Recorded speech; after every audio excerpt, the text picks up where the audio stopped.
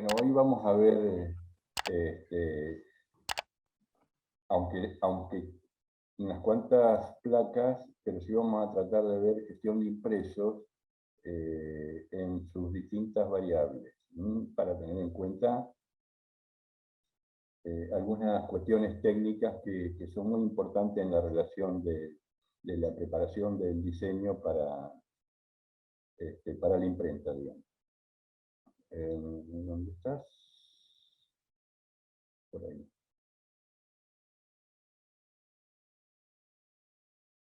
Bien.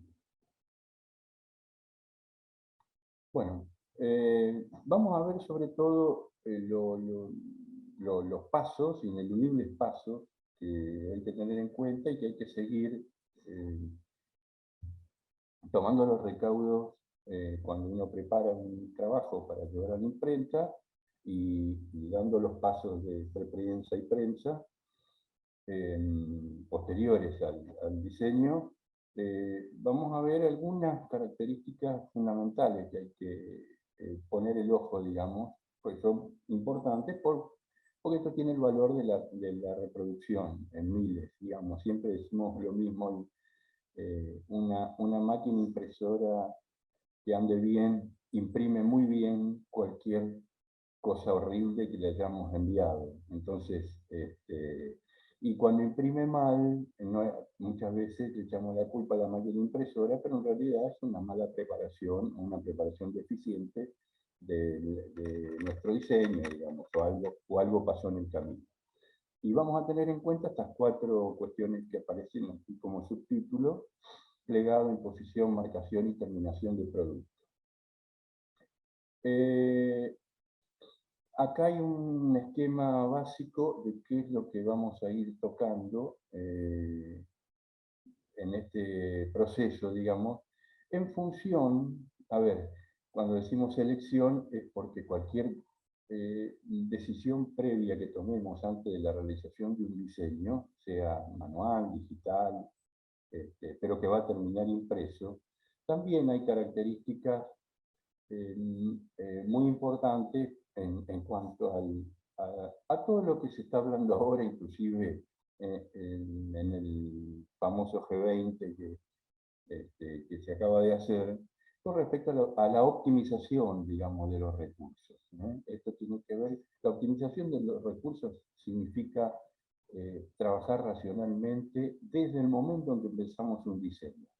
Cuando pensamos un libro, una revista, un folleto, lo pensamos muchas veces desde cuestiones eminentemente estéticas, y por ahí hay, a ver, voy a dar un salto muy grande en mi proceso, pero por ahí en los formatos que por ahí se pueden elegir no son formatos estándar, no son muy racionales, equivale a que haya mucho desperdicio, digamos, todo eso que equivale a no optimizar los recursos.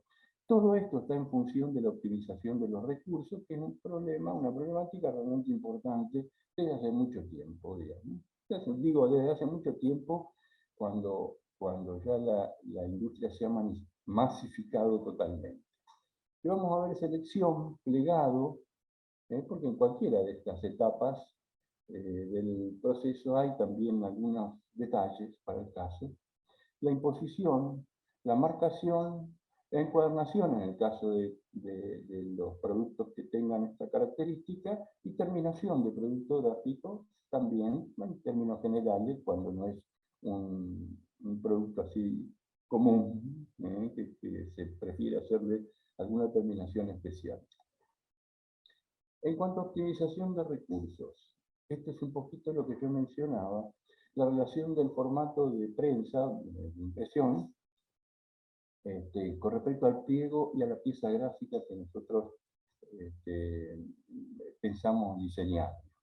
Normalmente las normas ISO 9000, o las normas ISO en general, y las normas IRAN en particular para nuestro país, yo no sé si ustedes saben, yo supongo que se habrá mencionado muchas veces, IRAN significa Instituto de Racionalización Argentino de Materiales, o sea, racionaliza en pos de la optimización de recursos dimensiones, calidad, características, etcétera, etcétera. Bueno, una de ellas es la más conocida que normalmente se usa, pero para tenerlo un poquito en cuenta, más allá de que se use mucho, muchas veces lo hacemos casi inconscientemente, es el formato de la serie A, que tiene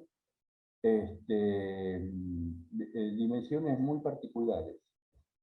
En realidad, las dimensiones del formato de la serie A para nosotros es 1189 milímetros por 864. Y este es un formato, fíjense, de prensa, digamos. Entonces, en función del plegado del lado más largo, de ese rectángulo que se forma en la hoja o pliego, comienzan a dimensionarse formatos que se suponen se estandariza, digamos. ¿Y esto también para qué? Y para que el que fabrica máquinas o viceversa lo haga en relación al formato de papel. Y el que fabrica papel que lo haga en relación al formato de máquina. Bueno, todas estas cuestiones que creo que ya se deben haber charlado muchas veces, y yo creo que también en alguna clase que di en Tecnología 1 también ya lo hice. Vamos a ver un poquito consideraciones para la elección de un soporte. Estamos hablando en general, no específicamente de un producto característico, sino en términos generales. Por eso este proceso es muy importante. Yo conté en Tecnología 1 tan importante que alguna vez una editorial inglesa, de estas que edita libros tipo Harry Potter, o son volúmenes realmente de muchísimas páginas y muchísimos ejemplares, millones, para reducir el gasto y hacer un aporte también a un aporte a la sustentabilidad, hizo el estudio de diseño que les diseñaba los formatos, los libros y otros productos, que hicieran un estudio realmente importante para que haya el menor desecho posible, digamos. O sea, que se trate de utilizarse todo sin que haya remanente, porque todo eso cuesta.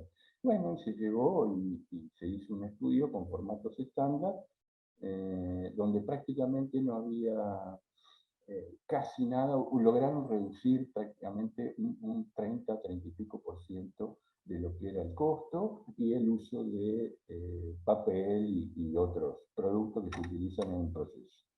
Bueno, conclusión, estas consideraciones tienen que ver, en principio, por cómo lo estamos los diseñadores, es decir, de diseño y estética. Yo lo mencioné hace un minuto atrás, más o menos lo dije de otro modo, pero tiene que ver con eso.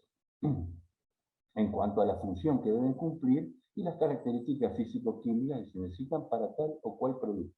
Insisto que esto es en términos generales, no piensen solamente que es un folleto, en términos generales, soportes masivos de productos que van a ser impresos, cualquiera de ellos. Los de producción y las características tecnológicas de esas producciones, pues no es lo mismo un folleto unitario que un pliego de un volumen de revista, o un packaging, o un cartel, o una serie de carteles de distintos tipos, etcétera, etcétera. Tener en cuenta esas características y estudiar bien esto antes de empezar a diseñar y seleccionar un formato. Por supuesto, las económicas, que más o menos yo lo mencioné con ese ejemplo, y para la administración de los recursos existentes. ¿Qué quiero decir con esto? Normalmente uno trabaja para un cliente. Y el cliente tiene un presupuesto determinado, y lógicamente quien imprime, quien hace la parte del proceso, digamos, de materialización, tiene sus costos. ¿Qué significa esto? Que nosotros tenemos que hacer un balance entre lo que realmente tiene el cliente como presupuesto, o presume como presupuesto, para llegar a buen fin. Muchas veces muchos productos han fracasado por esto. Yo tengo un ejemplo en arquitectura que no es mío, pero lo he podido ver, se ha pedido un proyecto determinado para hacer una vivienda de 2 dormitorios y el arquitecto apareció con una casa de esas de Miami en televisión, digamos. Digo, bueno, pero esto no se puede hacer, listo, sencillo. Y él fracasó de inmediato, digamos, fue el primer fracaso, y eso ya está pensado, ¿no? Eso es lo terrible. Bueno, no la voy a hacer muy larga, porque si no, tengo muchas anécdotas que contar, pero no lo voy a hacer hoy. Bien, en cuanto a los plegados, pensemos que toda la impresión resulta de una bobina y o hojas, pliegos de papel en este caso, o un soporte cualquiera, característicos similares a estos. Supongamos que es papel, o también pueden ser algún tipo de film o otro material que sea parecido, que en realidad se llaman hojas, ¿no? Lo que pasa es que nosotros a los plásticos, que cumplen funciones parecidas al papel, muchas veces no lo llamamos pliegos o no lo llamamos hojas. Pero cuando hay un formato, normalmente suele ser rectangular y tiene determinadas dimensiones, sea de plástico, sea de papel, sea de vinilo, en realidad son hojas. Nosotros no lo llamamos así, no lo solemos llamar así, pero en realidad son hojas. En este caso está dividido en estas tres características, cuando son hojas sueltas, cuando son hojas en bloc y en base, que lógicamente estos signos de pregunta tienen que ver con la diferente morfología, digamos, que tienen.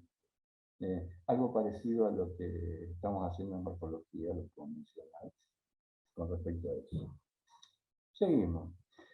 Esto es para que se aprendan de memoria todos los numeritos. A ver la cara de Rocío, entonces. No es para tanto, pero sí más o menos cuando comiencen a acostumbrarse al formato de los pliegos, las medidas siempre son resultantes. Estas son medidas estándar. Cuando son formatos, en relación a los formatos de prensa. ¿Qué significa estos formatos de prensa? Formatos de máquinas que van a imprimir. Hay una cosa muy a mano que tenemos siempre. Alguno de ustedes puede tener una impresora doméstica que imprime formato A4. Lamentablemente, cuando el profesor les pide que hagan un trabajo y les pide formato A3, normalmente, para llegar a ese formato, tengo que imprimir 2 hojitas A4 y pegarlas, para hacerlo más económico. Y el profesor le dice, ay, qué feo que queda esto porque se nota el pegado, entonces tienen que ir a la casa de impresión donde tiene formato A3. ¿Qué quiere decir esto? Que en una máquina A3 yo puedo meter una hoja A4, pero en una máquina A4 no puedo meter una A3, porque es más chiquita. Conclusión, hay alguien que fabrica máquinas y hay alguien que fabrica papeles. Normalmente no suele ser la misma empresa, digamos. Son industrias totalmente diferentes. Y se ponen de acuerdo. Por eso la normativa. Entonces empiezan a aparecer los formatos de prensa, que son estándar, en relación a los formatos de pliego, que son estándar, y los formatos de piezas gráficas, que normalmente se suelen utilizar, que ya están estandarizados. Quiérase o no, gústese o no, están estandarizados. Fíjense, acá hay un ejemplo muy común, muy clásico. Vamos para el formato de un libro, un formato editorial o de revista, de 19 por 27,5. ¿Por qué? Porque entra perfecto, casi sin desperdicio, en uno de los formatos de pliego de prensa, en el cual, dividido en tantas hojas, porque ustedes saben que una impresora industrial no imprime las hojas de la revista de a una, sino que imprime un pliego con una cantidad de hojas donde la gente de preprensa o el diseñador hace la imposición de páginas para poder optimizar ese recurso. Entonces, entre dobles, las marcas, etcétera, etcétera, se establece una medida estándar que tiene muy bajo desperdicio, casi nada, siempre va a haber algo, de 19 por 27,5. Es un ejemplo bastante claro porque es un producto muy común, digamos, muy a mano de cualquiera de nosotros. Hago una pregunta personal. ¿Se escucha esto? Bien. Bueno, acá hay cosas parecidas, pero yo las traje, las puse en la pantalla para mostrarles. ¿Por qué? Porque como digo siempre, esta disciplina, que cada vez se amplía más, le haría falta realmente, existe un glosario de términos gráficos, una especie de diccionario de la gráfica, pero como esta disciplina se ha ampliado mucho, necesita un diccionario para otros productos que no son eminentemente gráficos. ¿Qué quiero decir con esto? Nosotros podemos mencionar, como en este caso, algún tipo de plegado de hojas sueltas, o también podemos, productos o formatos similares los podemos mencionar de este modo o de este. Yo los traje, ustedes van a ver que algunos son, lógico que son similares, no todos, pero hay algunos que son similares, y esos similares por ahí tienen diferente nombre. Pero bueno, tengámoslo en cuenta simplemente cuando formamos un díptico, un tríptico envolvente, un acordeón, un políptico mayor en cruz, con mayor cantidad de dobleces, perdón, el formato ventana en tríptico, ventana cuatríptico y díptico más tríptico, que es un poquito más complejo. Bien, fíjense que acá, en estos que están más oscuritos, ese mismo formato ventana está, pero en este caso tiene algunos dobleces y nombres más complejos.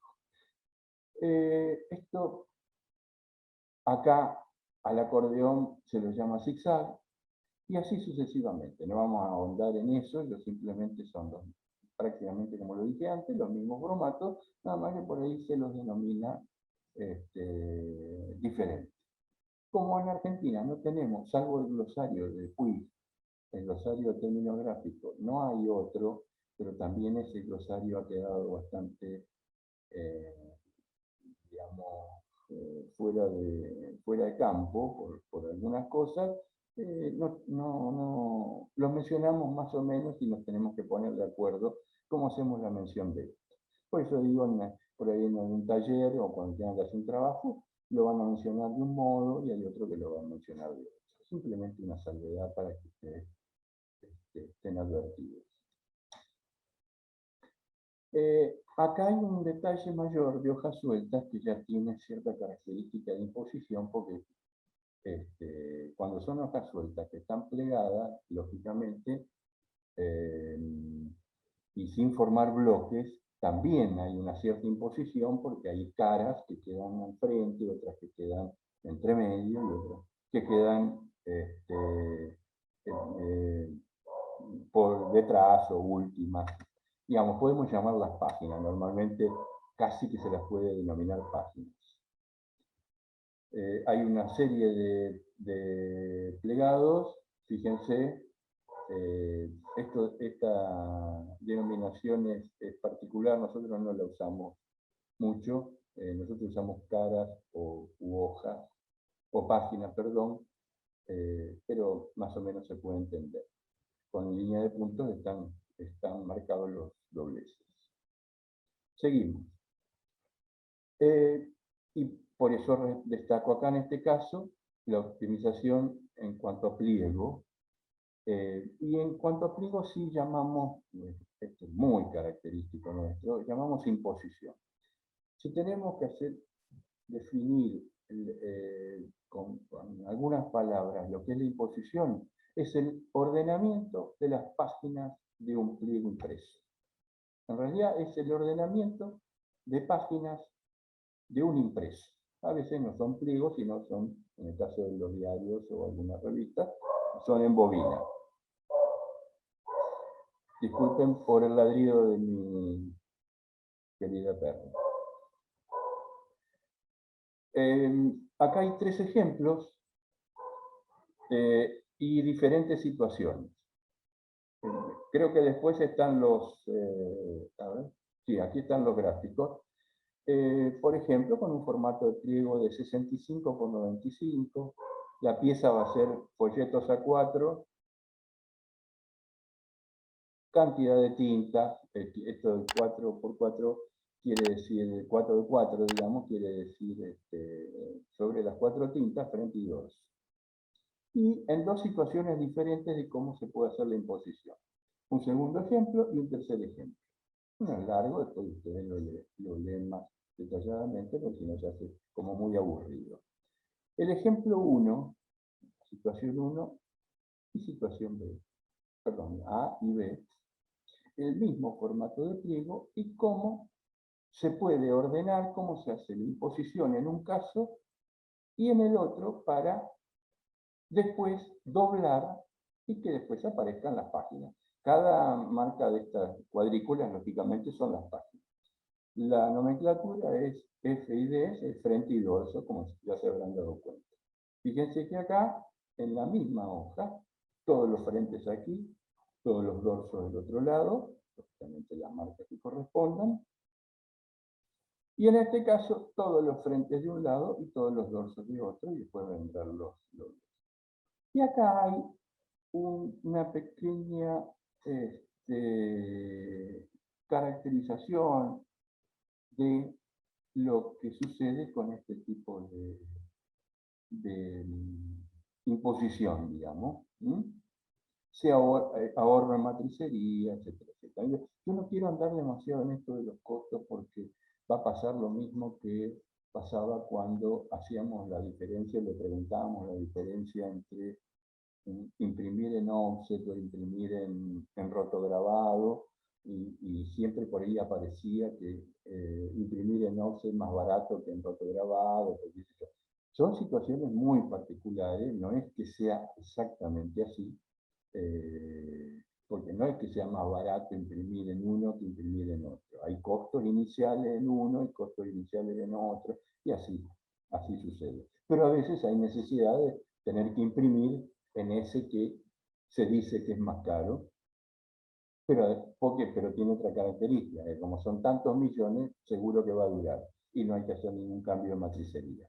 Hago esta aclaración porque a veces uno lo define y no es tan clara esa definición. No es ni más caro, ni más barato, ni nada por el estilo. Estamos hablando de ahorro en términos de sustentabilidad, en términos de racionalidad. Optimización de pliego en otro formato. Este es otro ejemplo. Esto empieza a ver claramente que es, en estas hojas en blog, vamos a suponer que es una revista o algo parecido, ya más o menos lo está definiendo. Acá nos damos cuenta que hay 32 páginas. Y fíjense, acá hay una pequeña liñita de borde que es donde sería el doblez, y estas otras líneas, lógicamente, que ya son las de corte. Las de registro, después vamos a ver eso en detalle. Yo creo que más o menos en el trabajo práctico ustedes ya lo han hecho. Pero vale mencionarlo. Fíjense que está la primera con la última, y así sucesivamente.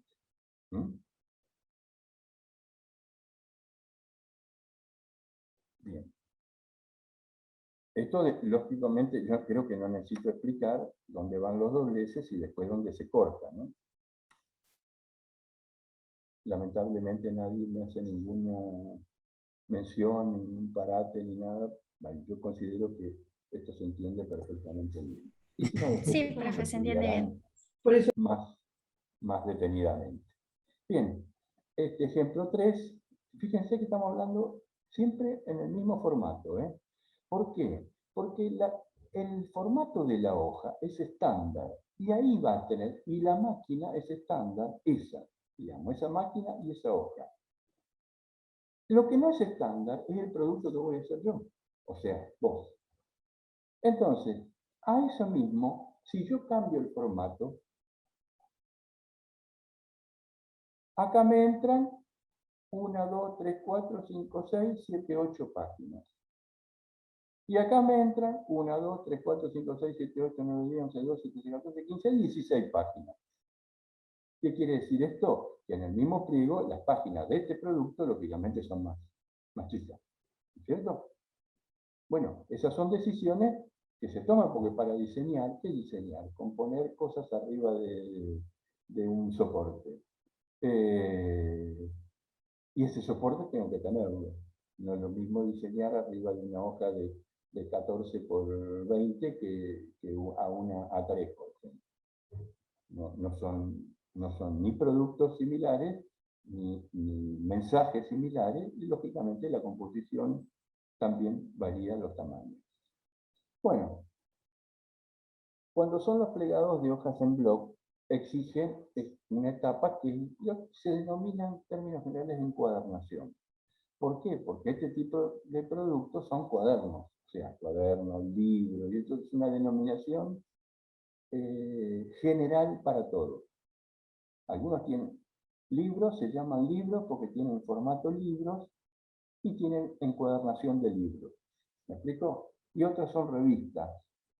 Se las llama revistas, son parecidas a los libros, o algunos libros son parecidos a revistas, pero hay que encuadernarlos de una u otra manera. Y para eso, técnicamente, hay distintos tipos. Independientemente de las encuadernaciones artesanales, porque fíjense que esto lo digo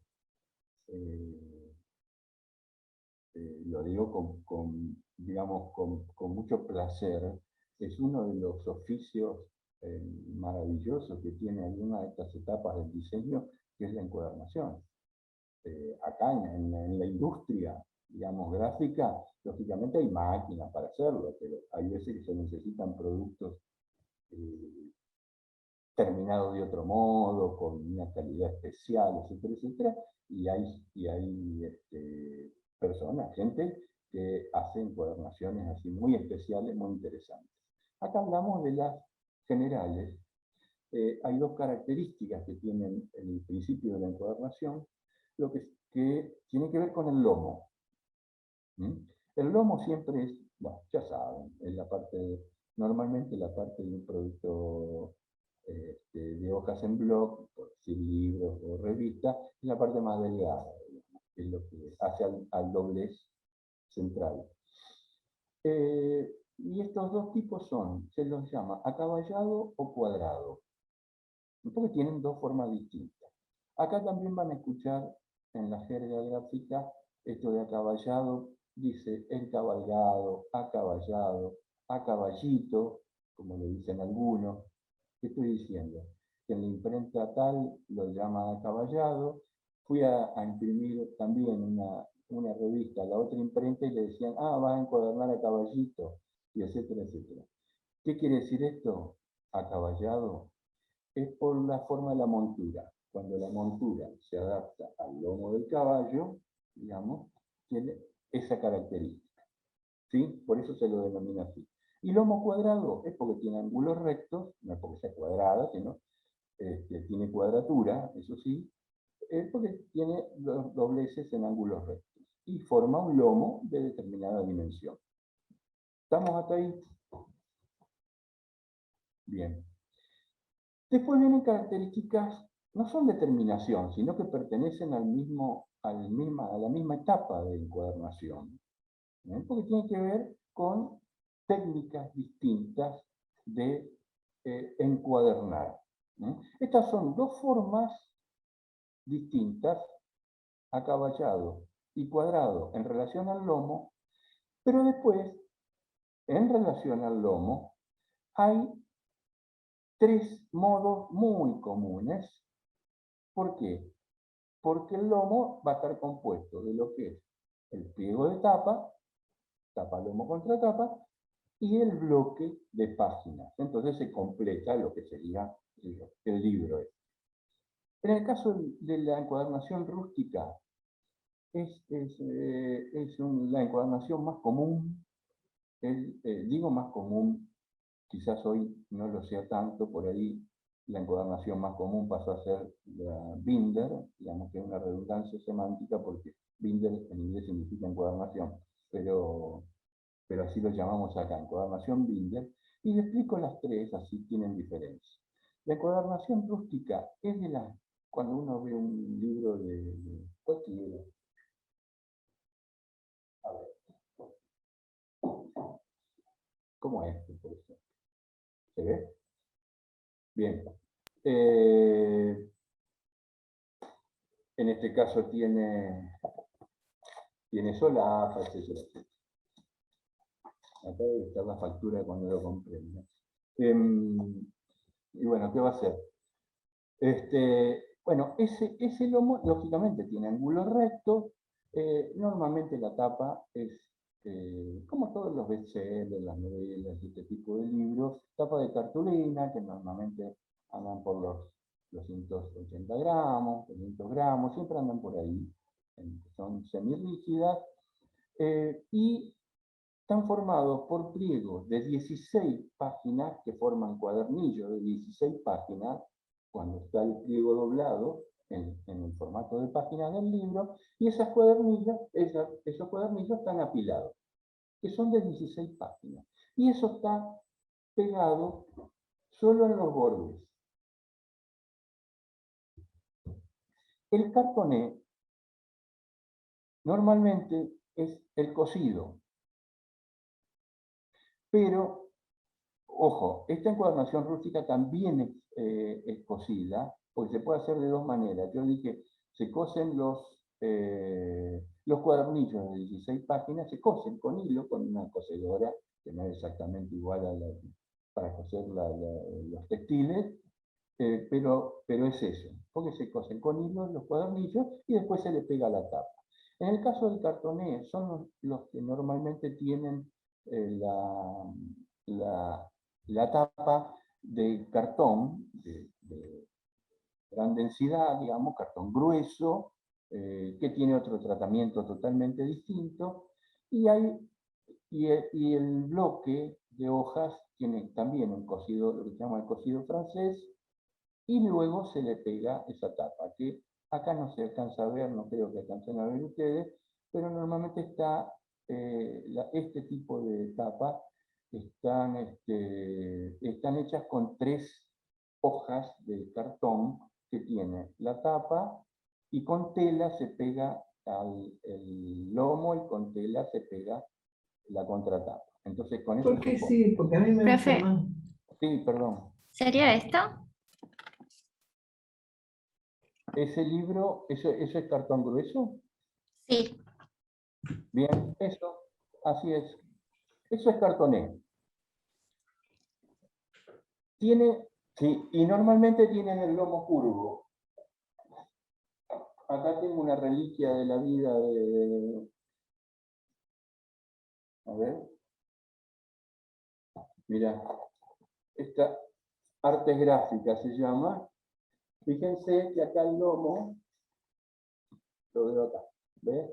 Tiene una pequeña diferencia, y normalmente tiene una sobrecubierta de pliego vacío, porque eso es lo que hace que quede pegado. Bueno, lógicamente esto tiene 1000 años y se rompe, ¿no? Pero es una encuadernación de mucha calidad. Tengo tantas cosas acá. Vamos a ver a quién le regalo mis libros cuando me jubile. Bien, seguimos. Y esta famosa encuadernación Binder se puede hacer con hojas sueltas u hojas en bloque, y se lo hacen en una máquina con con una especie de goma arábiga que se hace en caliente y líquida, y se la pasa por la máquina y pega todo. Y yo tengo otra que no la puse acá. Yo he hecho 2 libros con ese tipo de encuadernación, que son, ya te los muestro. ¿Dónde está? Perdón.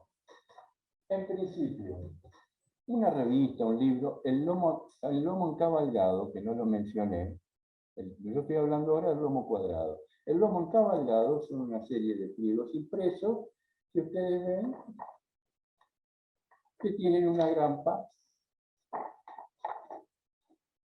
Esto, el caballo, por eso lo de encaballado, y tiene grampa, y esto queda como todas las revistas. Esto tiene un límite, por eso normalmente después empieza a ser lomo cuadrado, porque ustedes ven que depende del papel que se utilice, que si con un espesor, un gramaje, digamos, importante, comienza a tener acá un movimiento en el cual, al cortarlo, tengo que tener precaución de dejar márgenes razonables. ¿Por qué? Y porque yo acá tengo en la unión de los bloques, tengo 3 milímetros acá. Y son 3 milímetros que se corren de acá porque la tapa tiene que envolver todo. ¿Me siguen? Bien. Es como el doctor Chapatín con las cosas. Estoy buscando un libro que, uno de los libros que ténganme paciencia, por favor.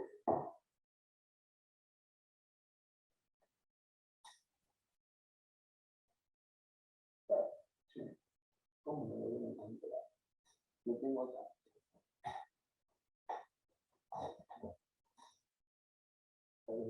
Color y diseño. ¿Dónde está? Acá. Este es el. Fíjense lo que pasa con esto. Lomo cuadrado. ¿Está enfocando bien? Lomo cuadrado. De determinada cantidad de páginas. El interior, miren cuando lo abro. Esta es una encuadernación muy económica, por eso lo hice así. Miren lo que pasa acá. ¿Lo ven? Está abrochado acá, tac, tac, tac, abrochado el bloque, como si estuviéramos abrochando las fotocopias, y después arriba la tapa lo cubre. Pero ¿qué pasa? Digo que pasa como precaución, no porque esté ni bien ni mal. No lo puedo abrir 180 grados totalmente. Entonces tengo que tener precaución en el margen. Cuando estoy haciendo el diseño, tengo que tener precaución en el margen, porque sé que esta parte no puede invadir contexto, porque no se va a ver. Sencillo. Hice otro también con eso. Bien. ¿Cómo se llamaría ese? ¿Cómo? ¿Cómo se llamaría ese? No, es grapado, digamos. Ah, mira, acá yo no me había fijado bien acá que lo hice. Fíjense lo que pasa acá. Es esto mismo. Si ustedes ven lo que queda sobrante ahí, en esa imagen está. Ese grapado no es lo mismo que el de la revista, o que esta revista, porque las grapas están aquí en el lomo arriba, y acá están dentro de la hoja.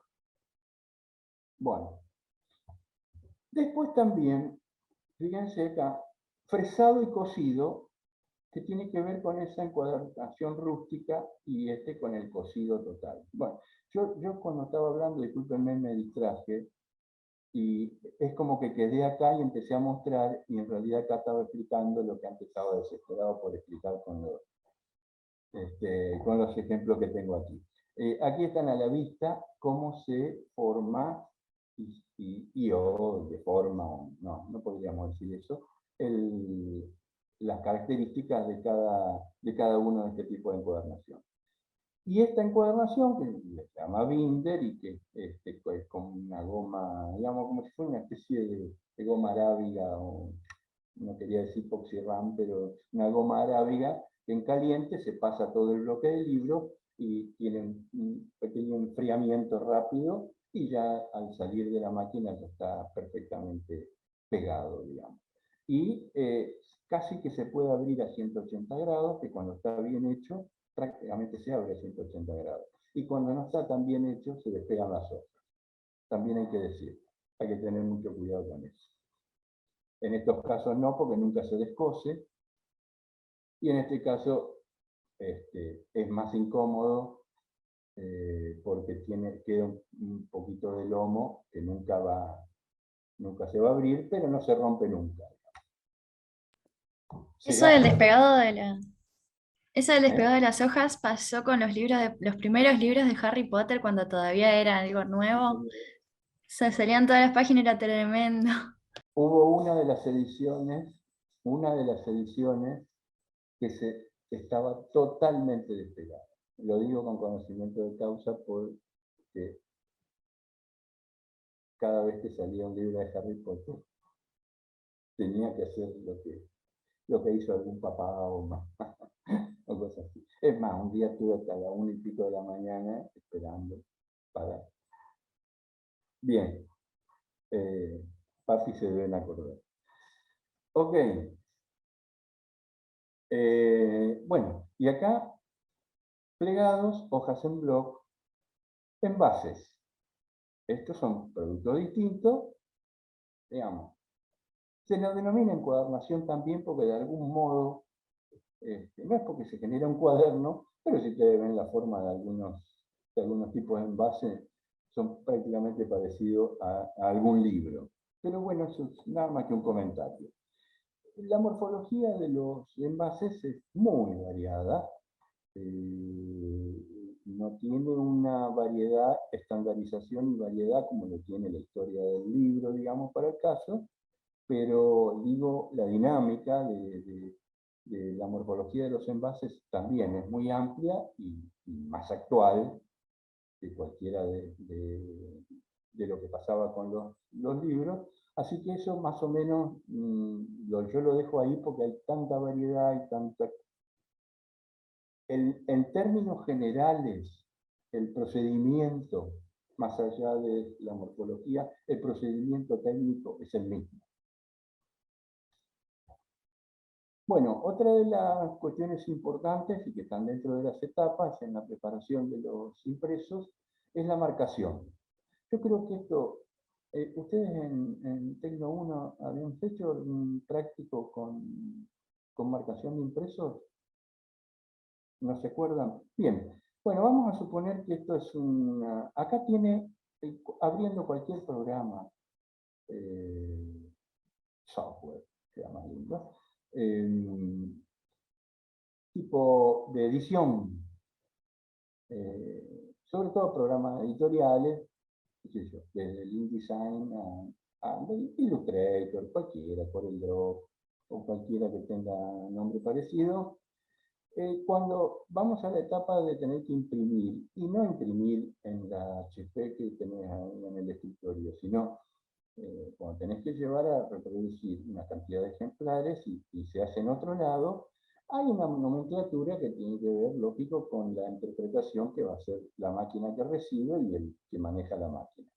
Concretamente, esa nomenclatura ya está, es fácil de aprender porque cualquiera que haga un dibujito arriba de un display, de un Corel, de un Illustrator, de un InDesign, etcétera, etcétera, se van y ponga imprimir y ponga no imprimir en la HP, sino o hacer un PDF con la impresión o prepararlo para que lo vaya a imprimir en la imprenta de la esquina, le van a aparecer todas estas cositas, que se llaman así, de las estrellas de registro, que es esta, que eso es un registro muy fino, porque prácticamente las marcas de registro son estas, que son cruces sobre círculo, que tienen también pequeñas marcas del círculo cortado, lógicamente lo blanco y negro para que se pueda ver, que están en todas las, aparecen como información en todas las láminas de la separación de color. Ya vieron separación de color, por supuesto. Bueno, o sea, todo esto está. Yo no necesito explicar demasiado porque ustedes lo van a ver enseguida. Simplemente no olvidarse de que hay que poner todo.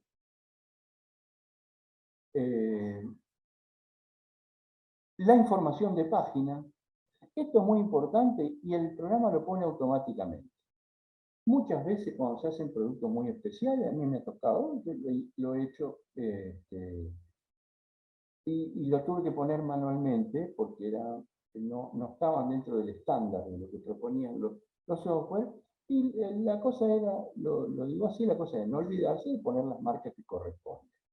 Las estrellas y las marcas de registro son dos cosas que sirven a los mismos fines, solo que la estrella de registro es un registro muy fino para todo el pliego.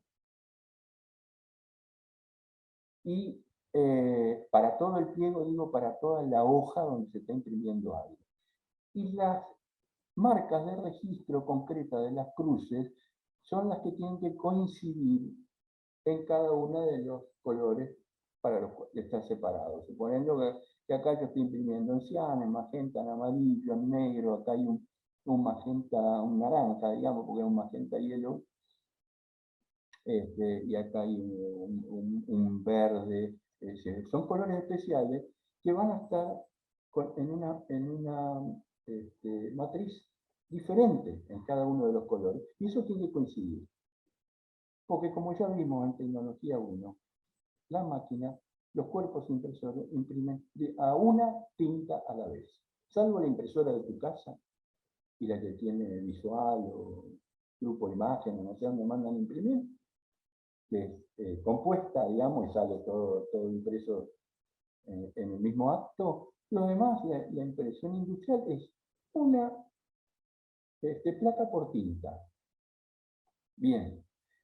Y cada una de esas placas tiene que coincidir, porque si no, la imagen le pasa lo que ya habrán explicado, Rodrigo debe haber explicado unas cuantas veces qué es lo que pasa cuando no hay un buen registro. Perfecto. Las marcas de corte, lógicamente, normalmente están a 2 milímetros, 2 milímetros y medio, no más de 3, para el corte. ¿Por qué? Porque ya cuando cortamos uno, esta parte ya no la tengo más. Eso es algo que hay que tener en cuenta, que parece una obviedad. Una vez que se cortó todas las hojas, una vez que se cortó por un lado, toda la otra información ya no la tengo más, la que se cortó. Y así sucesivamente. Eso es muy importante porque sigue habiendo marcas afuera. Y otra de las cosas, bueno, la barra de matices y la barra de color. Lo de matices es la cantidad de grises y la comparación, y acá la de colores cromáticos. Y esto, si yo lo pongo como muy, para mí, yo lo destaco como muy importante, que es la información de página. Cuando se hace una revista, un libro, realmente, no olvidarse de setear la información de página. ¿Por qué? Porque el imprentero imprime, no lee el libro que yo le mandé a imprimir, lo imprime. Y está la página 2 con la, qué sé yo, en la imposición. Y después se dobla y qué sé yo. Y pasa, yo cuando cuento algo es porque a mí me pasó. En algún momento alguna confusión hubo, y cuando vimos la revista doblada, apareció la página 4 donde no tenía que aparecer, y la que le sucede donde no tenía que aparecer. O se equivocó el tipo, no importa el detalle. ¿Qué quiero decir? Cuando las cosas están ahí, a la vista, y le llevamos el mono, que es la maquetita, para que el tipo que tiene que imprimir una revista de 120 páginas, lógicamente no se va a saber de memoria qué figurita hay en cada una. Entonces, le tenemos que llevar el mono para que tenga en cuenta. Y después, cuando está la cosa impresa, que vea que la página 27 va a tener que estar donde tiene que estar. Es eso, yo lo digo así, lo cuento como un cuentito. Tengo muchos de esos, pero bueno, no, vamos a ponernos más serios en la materia. Bueno, esto es lo mismo, pero acá ya hay marca de plegado. En este caso no, porque es una hoja suelta. ¿Sí? Y acá, la marca de plegado, que indudablemente hay ya 2 páginas para el caso. Después van Lógicamente a, hay 4 en este caso hay 2, pero del otro lado, en otro pliego, va a haber las otras 2 que están en el dorso. Bien. profe, Sí. después van a mostrar cómo se hace eso en el Eh, software. yo, no, a ver, yo normalmente cuando estábamos en clase, a ver, yo les muestro una cosa, en principio. No, lo voy a hacer rápido, pero Vamos a suponer que sea, este es el pliego impreso y ya está marcado. Voy a hacer una imposición, un doblez, voy a hacer el mono, o sea, del pliego, suponiendo que tenga este formato de página. Yo puedo seguir. ¿Cuántas páginas hay acá? 1, 2, 3 y 4. Es el doblez mínimo, o sea, el mínimo son 2 páginas, ¿no? Pero acá hay 4 páginas. Quiero hacer más. Son más pequeñas, por supuesto. Estoy doblando el pliego y esto tiene que ver con la imposición que estaban en las primeras placas. Quiero hacer más. Yo porque agarré un papelito muy chiquito, discúlpenme, acá ya no la voy a poder ni contar. ¿Qué es lo que pasa acá? Si yo empiezo por la página 1, fíjense, va a pasar algo como la imposición. Esto es lo que yo tengo que imprimir. Y acá van a estar las marcas de corte, de doblez, de registro, de qué sé yo, de acuerdo al formato que tenga. Cuando se imprime todo esto. Después pasa por la dobladora, la máquina dobladora, y después pasa por la fresadora, después lo tengo que cortar. Menos el lomo, todas las otras, los otros márgenes se cortan. ¿Se entiende? Bueno, yo lo hice así como muy rápido con este papelito que encontré a mano, que era la facturita que encontré del libro. Miren cuánto costaba, se ve que hace mucho que lo compré. Esto, como ejercicio, después lo hablaremos con los profes. Como ejercicio, no sé si, supongo que algo de eso van a hacer con respecto a marca, marcación y demás. Es muy fácil, tomen cualquiera de dibujo o algo que hayan hecho, hagan la simulación de que van a mandar a imprimir y pongan separación de colores, pongan marca de corte, marca de registro. Lo único que hay que hacer es tildar porque estas cosas ya están. Yo las tengo que tildar. Yo puedo olvidarme o no querer poner barra de color, por ejemplo. Yo alguna vez lo hice, porque no iba a imprimir en cuatricromía, iba a imprimir en 2 tintas especiales. Por ejemplo, esto. ¿Dónde estás?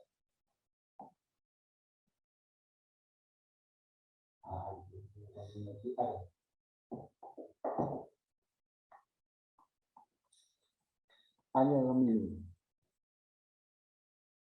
Sociedad de Estudios Morfológicos de Argentina.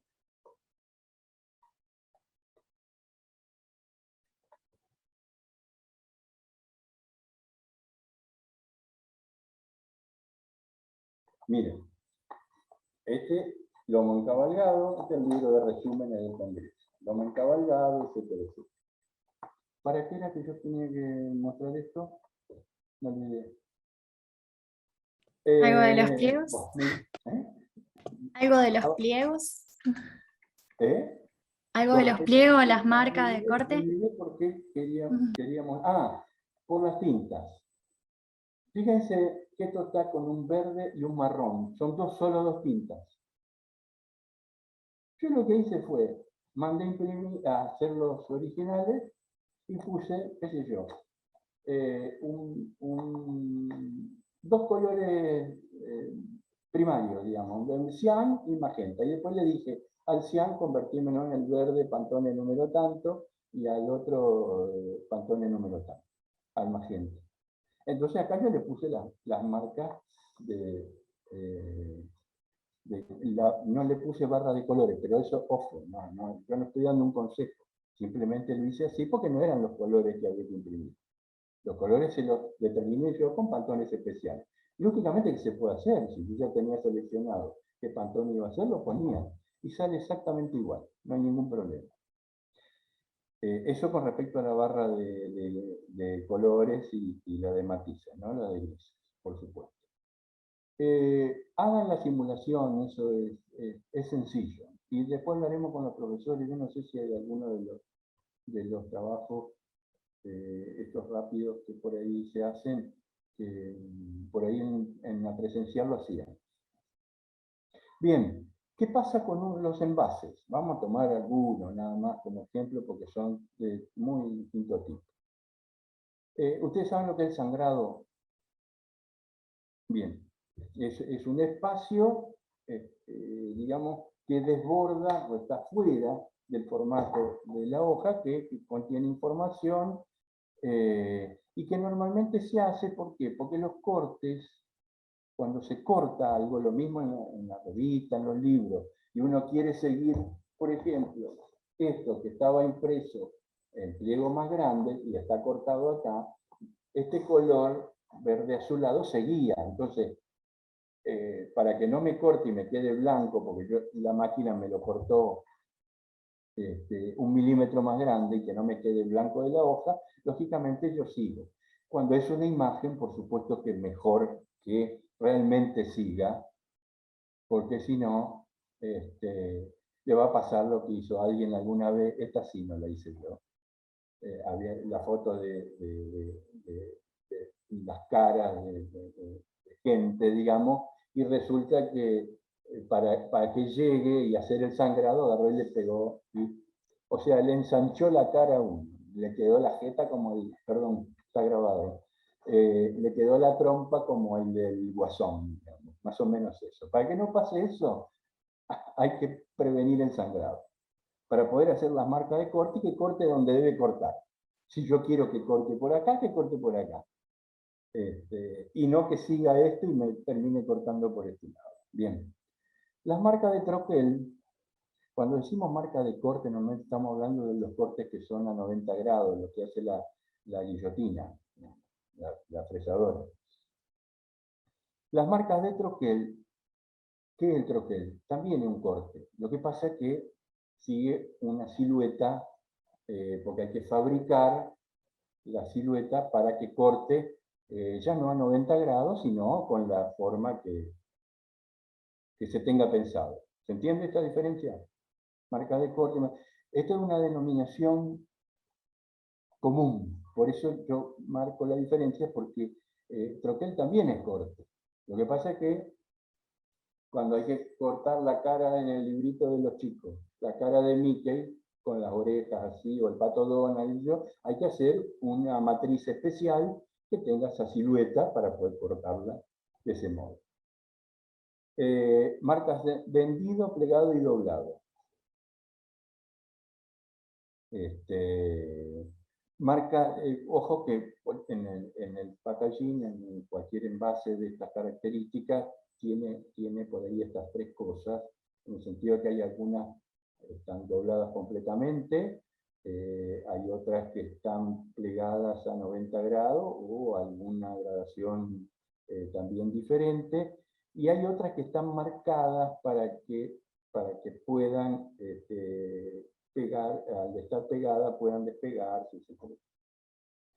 Marcas o guías de registro, bueno, son las mismas, la estrella y las cruces, que normalmente tienen que estar en el proceso de selección, de puesta, digamos, y selección de las marcas, es muy particular porque no es lo mismo que una hoja rectangular. Esta morfología por ahí hace que tengamos que poner las marcas en lugares donde sepamos que cuando se corte en algún lado no me quite la marca y después no pueda seguir cortando esa forma más compleja que puede tener un envase.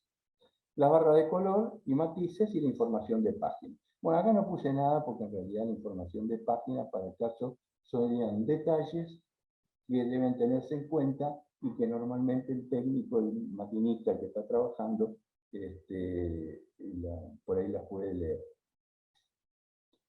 Y se supone que el envase es por eso dije, no es una hoja, fíjense que va a estar impreso sobre un pliego de este tipo, pero después, para imprimirlo no hay problema, porque se imprime toda esta figura. Ahora después, bueno, acá no lo tengo, creí que lo había puesto, viene la complejidad de tener que armar este envase con esa morfología realmente tan compleja. Esto está impreso como una figurita cualquiera adentro de una página. Si tuviéramos que hacer esto y después cuando empiece a formarse el plegado, tendríamos que poner toda otra serie de marcas también. Bueno, yo esto no quería explayarme tampoco mucho porque hay tanta variedad de formatos que esas marcas están en relación al formato y al soporte donde están impresos. Terminaciones. Estas son las más comunes. Y cuando decimos más comunes, prácticamente son estas cuatro. Barnices, lacas, algún tipo de laminación o de laminado y entelado. Hay otras más comunes. Yo, el otro día cuando estábamos viendo en Tecno 1 algunas técnicas de impresión o impresiones especiales o algo así, que yo mostraba el Flocker y demás, entrarían. Le digo estas que son las más comunes para estos tipos de productos que son muy masivos y comunes. Barnices vienen de este tipo, al aceite, los que son a base de agua y de solvente, y algún tipo de solvente. Las lacas en polvo y las ultravioletas, ¿no? Secado ultravioleta. Los laminados siempre es el agregado de una lámina. Ustedes estamos muy acostumbrados a ver este tipo de cosas. Yo por eso puse esta figurita en este caso, porque es muy notorio, porque normalmente la usamos casi a diario, y notamos cuál es la base del papel y la base de terminación. Tomamos un paquete de hierba y nos vamos a dar cuenta de qué tipo de terminación tiene. Mate, lo de polimate es exactamente lo mismo, pero es una característica. Ustedes saben que hay, lo voy a mencionar, pero creo que lo vimos en morfología, y si es que no lo vimos, no, sí, creo que lo vimos. Mate, satinado y brillante. Los texturizados, que ya vienen, cualquier tipo de lámina, que no tiene que ver con el hot stamping esto, son procedimientos de terminación masivos, digamos, de ese tipo de productos.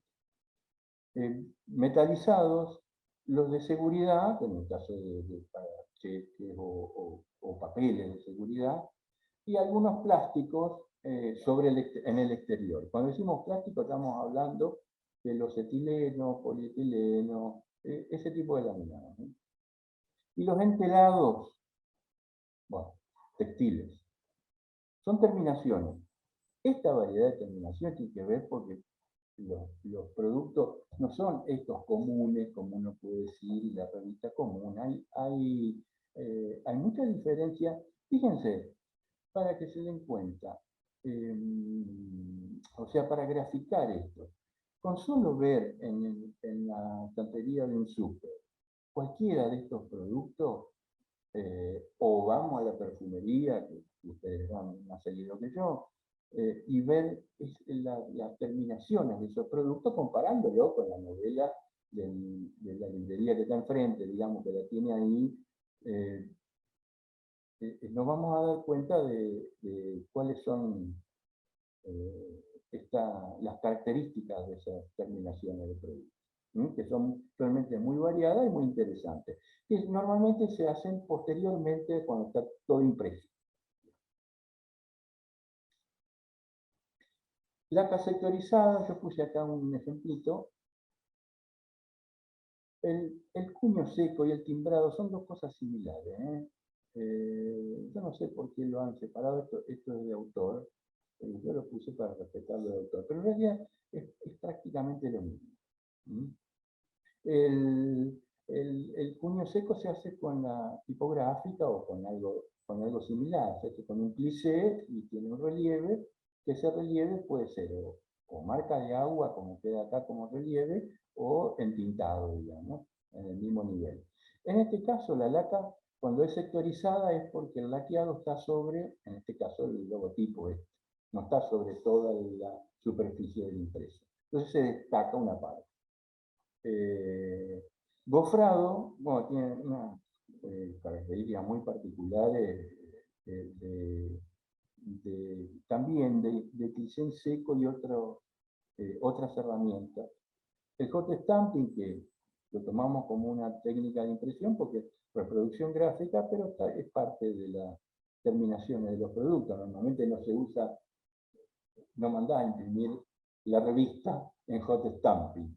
Por ahí la tapa, etcétera, etcétera. A eso me refiero. Uno lo pone como especiales,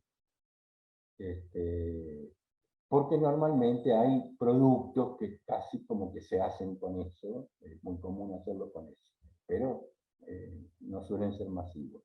Y el DOMES también. ¿Recuerdan cuál era el DOMES? La sobreimpresión con resina, que yo les mencioné el libro de Santarciero, Producción Gráfica, que dice Producción Gráfica en la mitad en DOMES. Esto es en relieve con resina para el caso transparente. Primero está impreso lo rojo y eso. Y después se le hace el chorro de resina. Bueno, acá hay otras terminaciones especiales. La holográfica, recontra conocida.